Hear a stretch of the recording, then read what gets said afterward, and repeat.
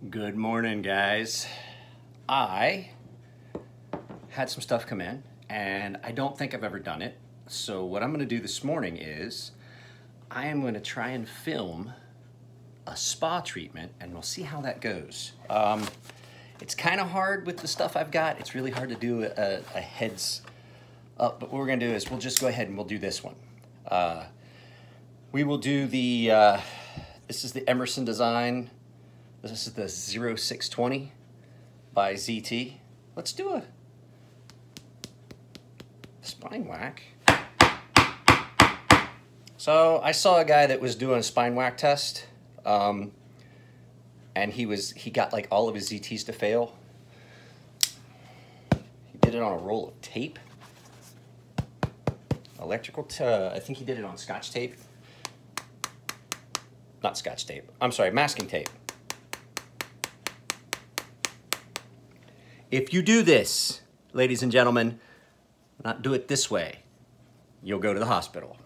Ask one of the guys on the Knife Nest podcast was doing that.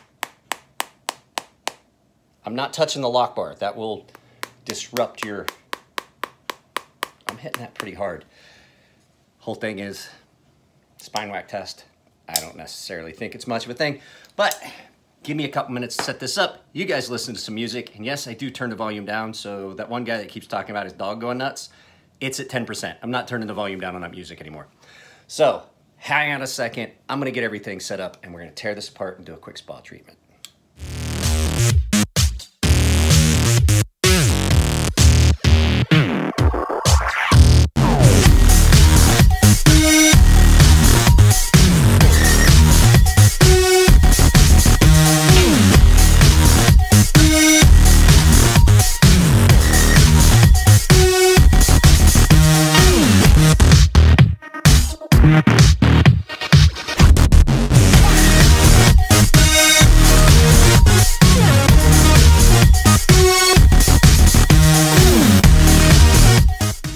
Guys, before we get started, it's always nice to make sure that you got the right tools. Now I have 2-bit drivers. It's really nice to have 2-bit drivers. This is just a cheap Husky with all the tools in the handle. The bits are double-ended.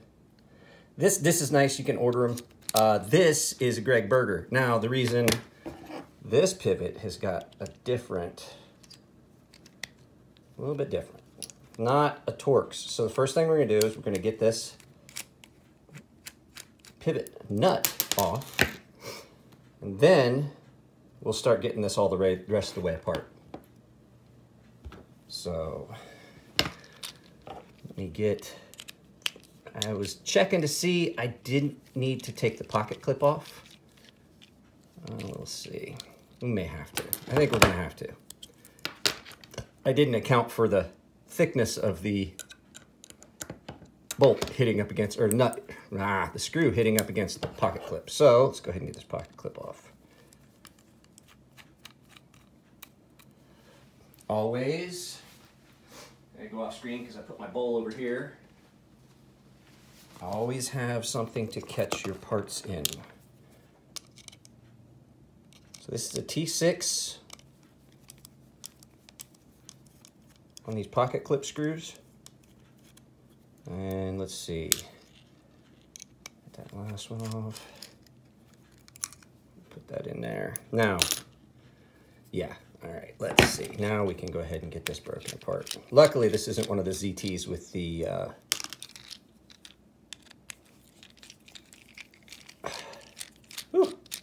some of those are tight. Like I say, luckily this isn't one of the ones that has the, speed safe. So first things first, we're gonna get this, let's get the tension off of that. Let's see, just push that pivot nut out, drop it in the bin. We'll get the blade and washer out. We'll get the other washer out. Well, maybe we'll have to take it apart for that. And so now we're just gonna kind of wiggle this until we can get our parts apart. There we go. As you can see, there's a little bit of rust. Actually, I don't think that's rust. I think that's just gummy old lubricant. That lubricant is really thick. Now, here's the thing, guys. And we'll talk about the lube when I relubricate here in a few minutes. But what I'm gonna do is I'm gonna get the rest of this figured out, and I'm gonna get these parts in something, a cleanser. Usually I use isopropyl. I might use a little bit of isopropyl and water and see how that works, and we'll break it up. But that's the next step, is I'm gonna get this ready and start getting these parts cleaned up. All right, guys, I always separate the parts that need cleaned from the parts that don't. You don't have to wash your screws. You don't have to wash your pivot.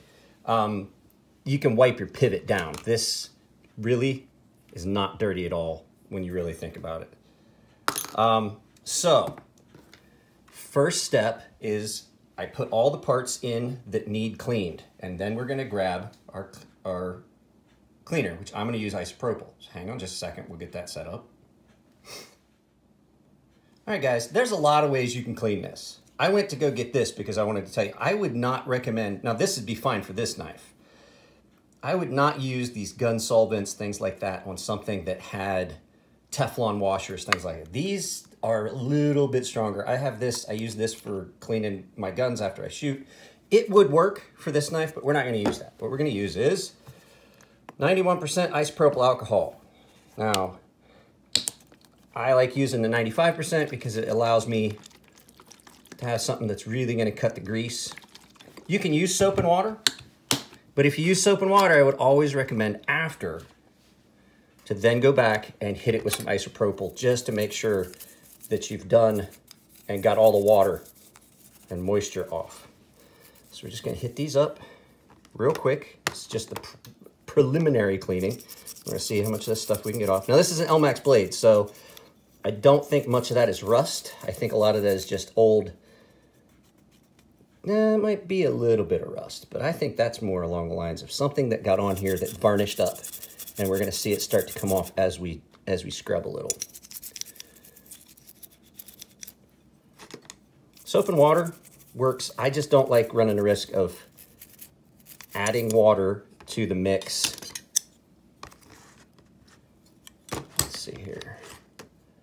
One more washer. Now, these washers have got two faces. So we'll look at them. They're already pretty clean. You can see one side is definitely shinier than the other. You always want to put the side that's shiny back up against the blade. That's what I usually do. That's the side that is getting and accepting the wear. So these are actually more along the lines of bushings.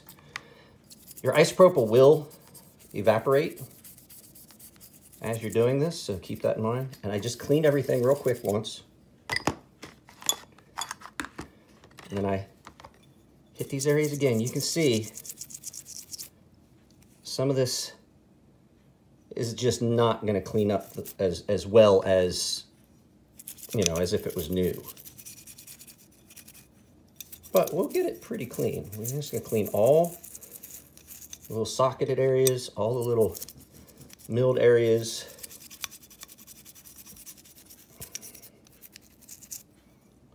And then we'll just keep setting them back in the isopropyl. Now, usually the spa treatment that I do is done to help smooth the knife back out that got gritty. You know, knives get dirty, they ride in your pocket. It's not a clean place. I think I could have done this without taking the knife apart, but that's not how this works. The customer paid me to do the spa treatment. I'm gonna do the spa treatment.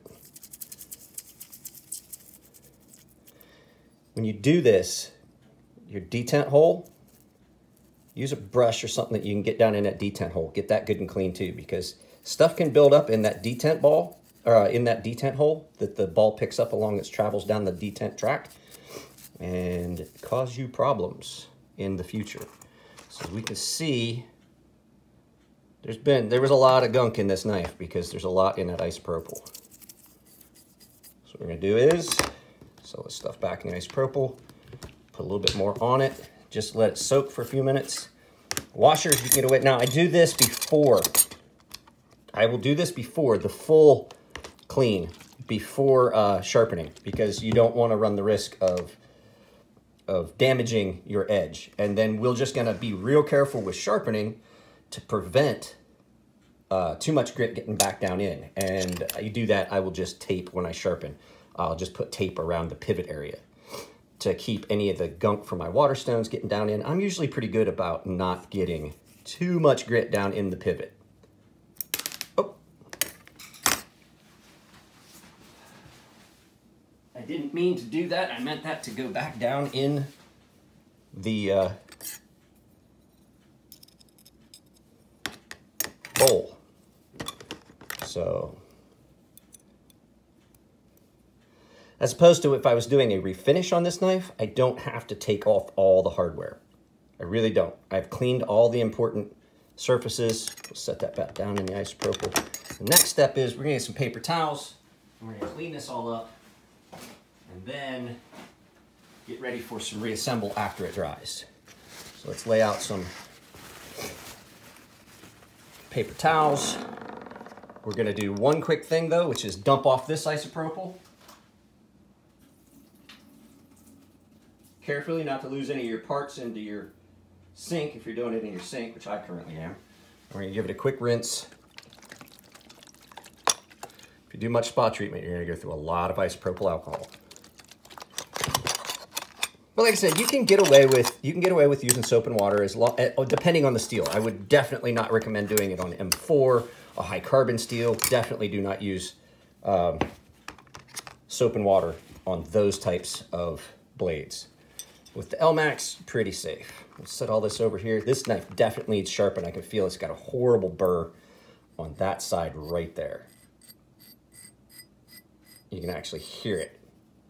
Let me see if I can bring it in. Maybe you guys can see that burr. Yeah, see it right there? So this looks like, it looks like a factory edge. I have to look at it real close. It may not be. I think this has been sharpened, but yeah. Definitely has a burr on one side. So we're gonna let that sit and dry, and then we will come back as soon as they're dry. So the thing to keep in mind when you're doing all this is you want an area that's not gonna get messed with, disturbed. When I go up to Chris and Elliot's shop and I take knives apart to refinish, I stick to a specific area. If you move things around and you set a screw down in the wrong place, you gotta order a screw. And for me, that would be, you know, it doesn't look good. I do this for a business, so I'm always really cautious about how things get set and where they go and things like that. And I'm currently just wiping off the scale, the outer scale on this liner lock. So if you're not cautious about that, you could wind up, I'm not saying it's never happened. I have had to tell customers, hey, I gotta order a part. I gotta order a screw. I broke a pivot. I broke a pivot one time, and luckily, ooh, dropping things. Luckily, the pivot, it's an easy order item. So that's, you know, there's some hazards to doing this. You know, might lose a part, and then you can't get the knife back together, especially if it's something really important. If it's pocket clip screw, if it's 3, you can probably get away with 2 until you get one. And the thing too is, I know a lot of knife companies will provide replacement parts for free, but there's some that don't. So look at the prices and look at what you're actually trying to get, the screws and things like that, because a lot of them, you can get them cheaper at, say, oh, what am I trying to think of? What's the name of the place? Knife kits. Knife kits sometimes will have them. Knife maker, USA Knife Maker will sometimes have screws and things like that, screw kits. Let me tip this down so I'm not having to. But if you happen to have a place like we have a place called, it basically, they take all kinds of fasteners that get taken when they do demo on buildings and things like that, and you can go and you can get a bag of screws. I have a bag of replacement screws that would fit pretty much all the pocket clips. These pocket clip screws are pretty much standard. This is a T6 dome head, and there's tons of them out there on the market, and you can get them easily at like this recycling place, because this is a 256 thread on a domed T6 screw. I've got a bag of these, so if I happen to lose this, the thing you got to watch is the length. The ones I have are really long, and I just grind them off or cut them off. So just a little cautionary thing. All right, guys, now that we've got this all clean, you can see that you're gonna get a lot of the oil and stuff comes off of your blade. Well, all the oil and everything comes off the blade. And so you're gonna see it looks kind of chalky, and you can see a lot of the marks a lot cleaner. Now I'm going to put oil, the lubricant, I'm gonna use the KPL, on the blade when I'm done, but just wanna make sure we got everything clean. You can see there's some rust. It's not horrible, but it is there. And there's a little bit right there.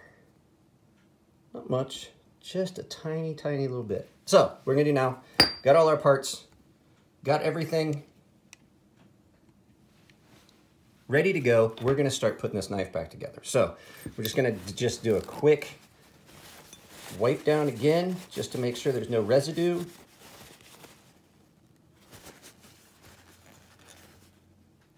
Make sure we got everything good and clean. Lock bar inserts as clean as we could get it.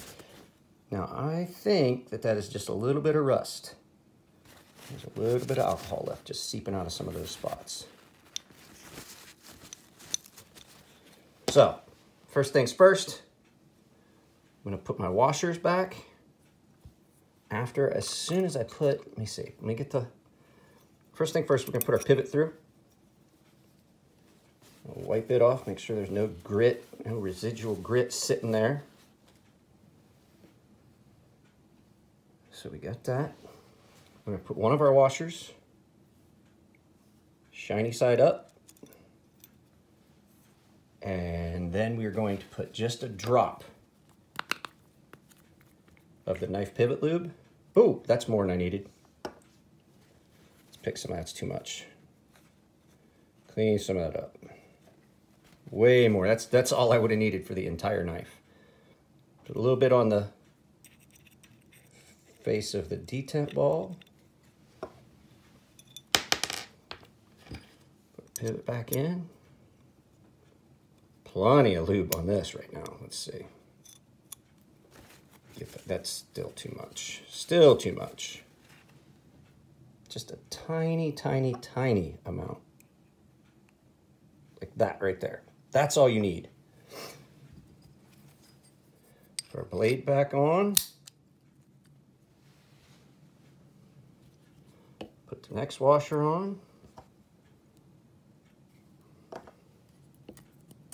Well, let's put a drop of lube right there on where it's gonna sit. Just a small drop. It will wick around and get where we need it. There we go. I apologize for the light, guys. It's hard to do this. I couldn't do it outside right now. There's just no way. It's a mess out there right now. So, got that ready. Next steps, we're gonna put the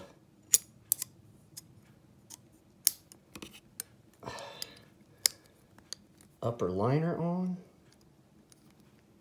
And we're gonna try and get all these parts pushed back in where they need to go. Well, some of these are tight. There we go. There, they're starting to go.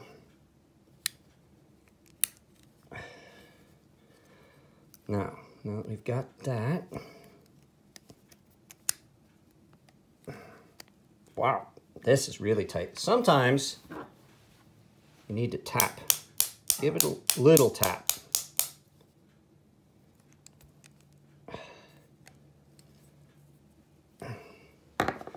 Now, let's get these put back on.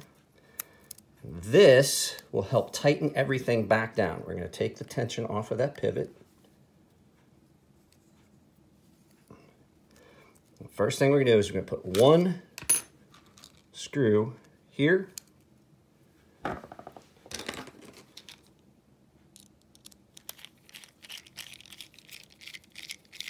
Just to hold it. We're not trying to tighten that all the way down. And then we're going to get our pivot bolt. We're going to put it on. We're going to use it to tension this the rest of the way back down.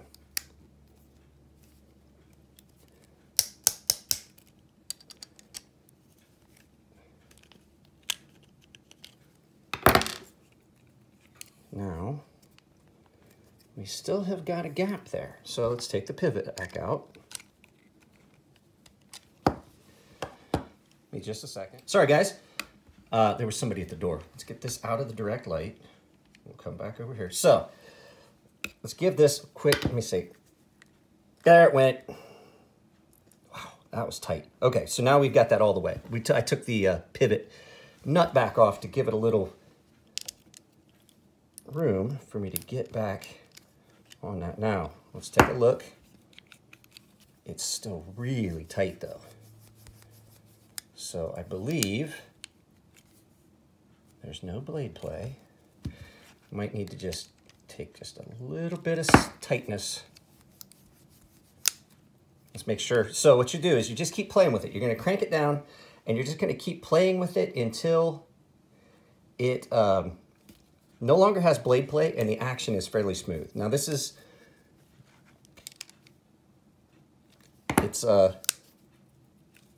there we go.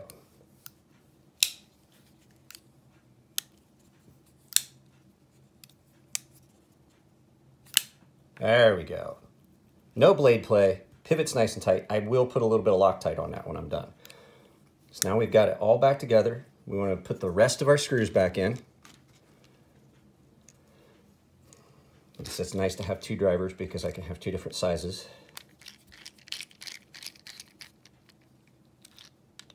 Put that, make sure that's tightened down all the way. And then we will grab our T6 and our pocket clip and our small screws. Come on. Come on. You just want to get one in to hold it. Don't tighten it down all the way because you're probably going to have to move those around. I always do the middle one. That way I have some play left and right in case they didn't line quite up. Now that we've got two in, metal steel screws with a magnetic bit driver. There we go. That one's in. And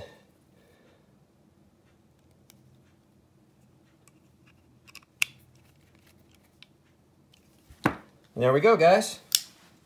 Nice and clean, ready for sharpening. No grit, no nastiness in that pivot. Oh, wow, that got smooth just all of a sudden. The KPL does wick in and just really, really smooth that out. Once it actually gets everywhere in that knife, wow, there's a drastic difference. Let's check and make sure. Still no blade play. Make sure our pivot hasn't walked. There we go, guys. All right, last thing. Now, I realized after I got done that I had forgotten to talk about this. I said I was going to talk about the lubricant. Now, a lot of different lubricants you can use. For some knives, you do want to use a thicker, heavier grease, but a lot of times people look at their lubricant like they're looking at lubricants for their car, where they're looking at something that's constantly in motion, getting a lot of friction. You don't need a really heavy lubricant. The stuff that was on this was really thick, almost like it was really thick. This knife now is almost drop shut. It was not. It was stiff, it was tight. This knife is significantly smoother, and it's because two things: cleaned it up, took the old garbage lube that was in it out that was full of grit and nastiness, and put something in that's a lighter weight. Now, this is a heavier weight than nano oil, but doesn't feel like it, doesn't act like it, things like that. I wouldn't go any higher than, in nano oil, 10 weight, maybe 5, the CLP weight. Or, if you're using KPL, which I think is 14 weight, but it doesn't feel like it. It gives you what you're looking for. I wouldn't go higher than 14, only because this is 14. In nano, I wouldn't go higher than 10. You start getting too thick, and you start and you lose you lose the lubricating effect and almost get a gumming effect where it's too thick. Now, some knives do require grease, I'm not gonna lie. I have run back and forth on my Sebenza and tried different things. A Sebenza, you definitely wanna use the fluorinated grease, or if you can get it, it is expensive. I have this is TW25 Bravo. I have a syringe filled with it just for Sebenzas. It works great, it acts like a fluorinated grease, but it's not as heavy a grease, and it lubricates really well, and it doesn't break down, prevents corrosion, things like that. It's designed for weapons. That's kind of the caveat to that. But yeah, like I said, too heavy a lubricant like Frog Lube, something like that, yeah, you're not gonna wanna use that. It's just gonna gum up the works. It might feel good for a little bit, but then it's just slowly going to collect grit. It's slowly going to just thicken up, and it just does not provide you what you're looking for. So that's the thing on lubricants. Not trying to pitch the KPL. A lot of guys still love the nano oil, think it's better. I actually like this better. I think it holds up better, and this just keeps, and it seems like it just gets smoother over time. So that's it on the lubricants. Sorry guys, long video, I know, but here comes the outro that I already filmed and added in. There we go. That is how I do the spa treatment on all the knives that come in. I do have another one that I have to do. I'm not gonna walk you through that one. That one's gonna take a lot longer. I have to do a spa treatment on an auto. So this one has got an issue, and I'm not gonna try and film it. It would just take too long, and it's really hard to film. I know I did a video about autos. It's really hard to film an auto. You've got to focus, or you're gonna have stuff flying everywhere. Luckily, this one's an out the front, but I think it might have an issue with one of the springs. So if it's an issue with spring, there's nothing I can do with it, unless it just slipped loose. There's some rattle to it. I'm not even gonna go get it. And it's a Microtech, so I have to have the special tools for it. So I do have some of the Microtech tools. There's two of them in here. I have the big pivot, I have this one, and I also have the tri-wing, which is the one I need today, which is in a cup on my workbench. It's the 3 points as opposed to the tri-wing. It's just got 3 posts on it, and that's the one I need for today. So that's it, guys. Spa treatment on a knife. I thought I'd just shoot a video while I was doing some work. It seems to be kind of popular when I do that. So you guys take it easy. I'll try to get this posted up. Appreciate all the comments on yesterday's video. Yesterday's video went up and got a lot of views overnight, like 400 views overnight. So I'm hoping that one is gonna, I hope that one's gonna do well. But all right, guys, you guys take it easy. I have still got some issues with my Wi-Fi network. We're gonna get resolved later this week. This guy promised me that he can help me out, fix it, show me exactly what's wrong.